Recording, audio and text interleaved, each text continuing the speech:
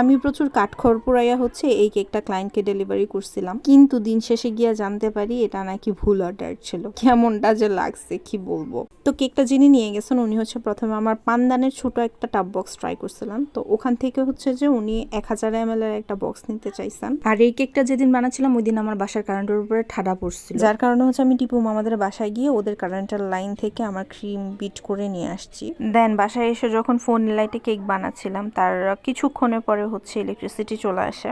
আপনারা কেকের লেয়ারটাতে জাস্ট দেখেন কি পরিমাণে রসমলাই আর বাদাম আমি দিচ্ছি। এটা রঘুপুরের রসমলাই, আমি এর আগে কখনো এটা হাফ পাউন্ডে অ্যাভেলেবেল পাই নাই, খালি শেষ হয়ে যেত, বাট এবার পাইছি আলহামদুলিল্লাহ। And trust me when I say this, একটা 1 পাউন্ডের রসমালাই কেক বানাইতে হাফ পাউন্ডের মতোই হচ্ছে রসমলাই লাগে। তাহলে বুঝি না কেকটার ওজন কত এলোমেলো হয়। এনিওয়েজ, ভুলটা কি ছিল বলি, সময় চলে যাচ্ছে আসল কথা বলতে ভুলে যাচ্ছি। ভুলটা কি ছিল বলি, ভুলটা ছিল কাস্টমার চাইছে আমি পানদান কেক রসমালাই বক্সে করে দিই, আর আমি করছিটা কি